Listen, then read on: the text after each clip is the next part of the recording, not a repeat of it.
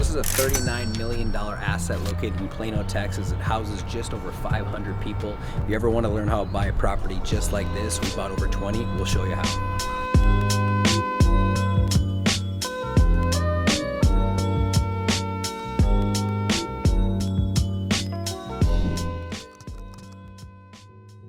So why this deal? Number one is the location. This deal is highly visible. It has retail anchored shops and it's directly across the street from a Whole Foods along with premium dining and these amenities that really drive demand and resident appeal. Number two, the resident profile. The residents living on site, it dramatically changes our ability to force appreciation or value. So here we have a median household income of $105,000-ish with an average home value in the area of right around $800,000. So this resident profile in this submarket allows for rental increases and it's much easier to manage than lower income demographics. Number three, we have a proven rent growth opportunity. So when we shop the local competitors in the submarket, we've verified they're getting a $200 increase compared to what they're currently getting at this property right now. So that real-time data, it gives us extreme confidence in upgrading the asset to be competitive. Number four, very limited near-term new supply coming.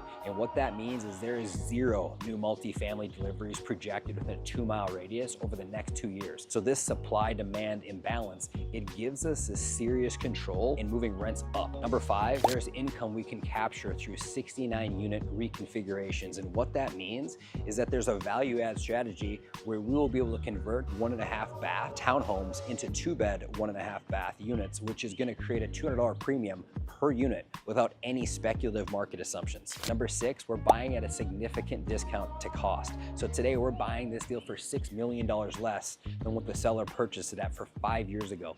And there's a substantial discount to the current replacement cost, creating this immediate basis protection for us. It really, at the end of the day right now, we're buying for 39 and it would cost $55 million to build. And lastly, number seven, we've got strong collections and low delinquency. Again, this deal, due to the strong resident profile, has a very low delinquency running, near 2% over the last 12 months. And that's a very healthy loss for a deal of this size. And that's clearly, it tells us that the residents on site, they care about their credit and their lifestyle. What are the red flags? So on this property, we haven't uncovered any major red flags so far. However, there is deferred maintenance that definitely needs to be taken care of, which really explains to us exactly why this property's rents are trailing the competitors by $200. So during due diligence, we're gonna complete a thorough inspection of every major component inside and out, and we're gonna inspect 100% of the units. We're gonna audit 100% of the leases, all contracts, and all the financials. And our business plan is to deploy $4.4 million of value add money back into this property to bring us back up to the high submarket standard.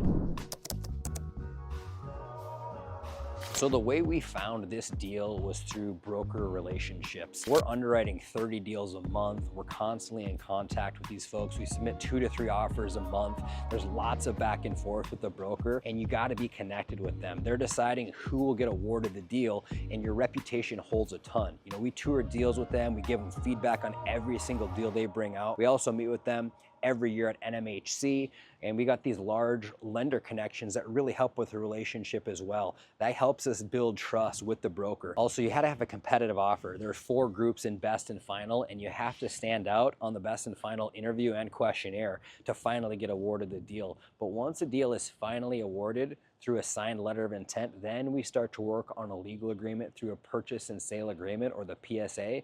And the biggest thing is the broker relationships. They're always passing on tons of deals, and as we're looking, there's some that we get super excited about.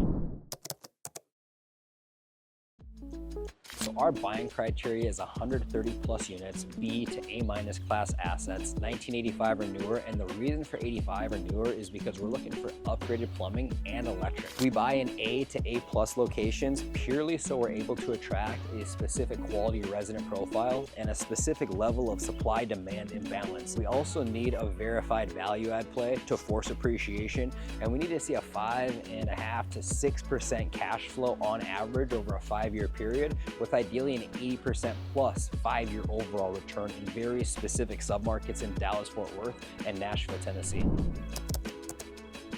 How do you build these relationships? So time in the market, underwriting a lot of deals, meeting at events, going on trips, spending quality time together, but really just being your word and being an active buyer in the market.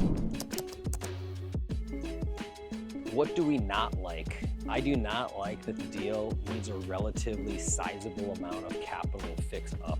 Clearly the current owner's in distress with their bridge loan, and it shows that they do not have the CapEx funds or cash flow to keep up with the needed ongoing maintenance. So that is a big setback for the sellers, but that is also the big opportunity for us. What we'll do is after we close, we'll go in and immediately fix up those most critical items. So the problems are no longer a problem. And again, that's the opportunity, because when you fix the problems, income goes up and these ongoing repairs and expenses generally go down as well. The biggest single point we have to be certain of is that the numbers still work with all of the CapEx factored in, meaning we can still get the targeted cash flow and returns for our investors.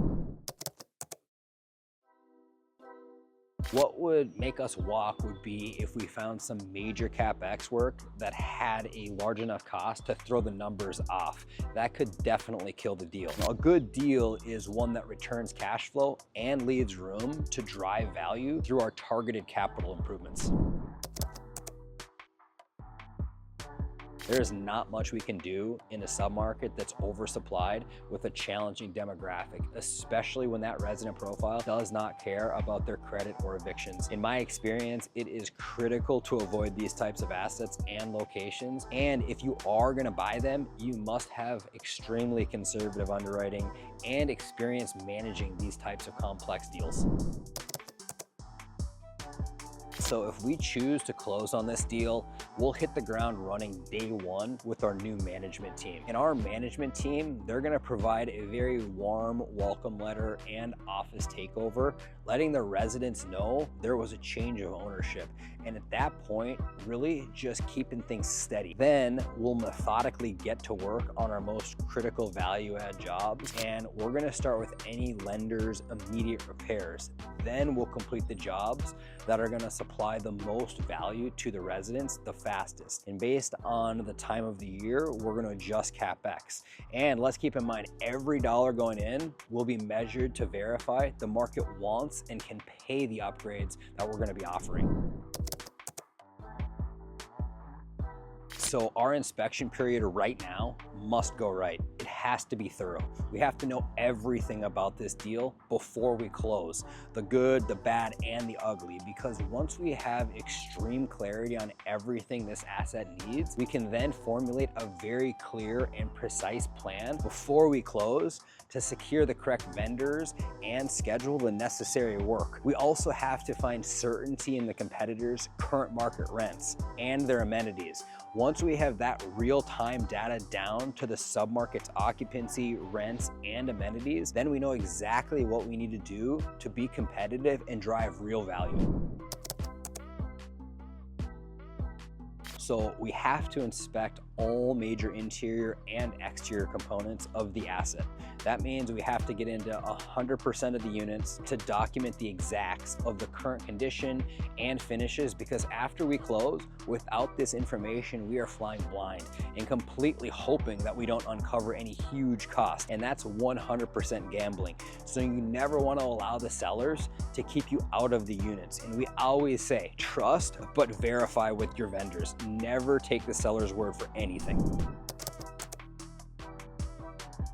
In those first few weeks, after a letter goes out notifying our change of ownership, our goal is purely to keep the residents calm, because that's a pretty big change and it can be scary. And I should mention as well, we will have already been working with our management team well before closing on the asset to determine the best on-site team members, so we have the right people in the right seats leading the deal. During due diligence, we will typically interview all of the current on-site team members to determine if we want to keep them or if there's any current folks that are in place that shouldn't be there. And ideally, we want all of them and they want to stay with us. And again, consistency and a calm office is the focus in the first 30 days of ownership. Also, in the first 30 days, our lead asset manager will have started any of the lender's immediate repairs that we are required to fix.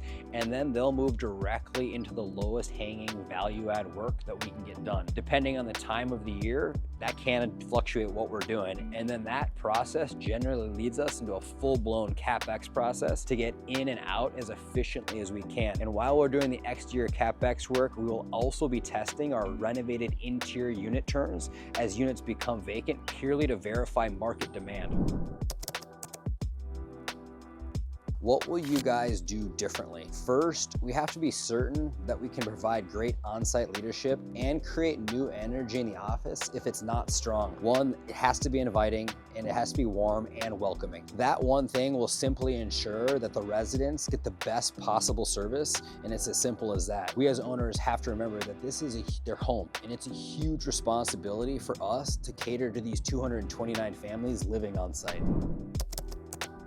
When this closes, what type of investor fits this deal? So this deal is perfect for high net worth investors or accredited investors looking to hedge inflation. There will be a good 3 to 5 year time horizon, or potentially a bit longer as the hold, where this deal will likely kick off a solid stream of cash flow and provide a large depreciation loss on your K1. And ideally, we have some market cooperation and can potentially refi or add a second loan on here to kick some tax-free money back to investors between years 3 and 5. So if you like the sound of that, you're really gonna like this type of investment. Who would not be a fit? So if you're looking for a 30 to 50% IRR, that's very unlikely to happen here. If you want your capital back in 3 years or less, that's unlikely. If you're looking for home run returns or quick wins, this is not for you. This is a very stable real estate deal that cash flows and will appreciate as we add value over the years to come. Think solid base hits here with this deal. So if you want to build long-term wealth through cash flow with tax advantage investments, and you like a 3 to 5 year play before seeing a large influx of capital back, this is perfect. For me, timing is everything when it comes to investing. And based on the cycle resetting, we believe we have a window of buying opportunity like we have not seen in a very long time for those that know what they're doing and buy right. We have extreme confidence with this discounted price from the 2022 highs that this type of location is set up to do well over the coming months and years.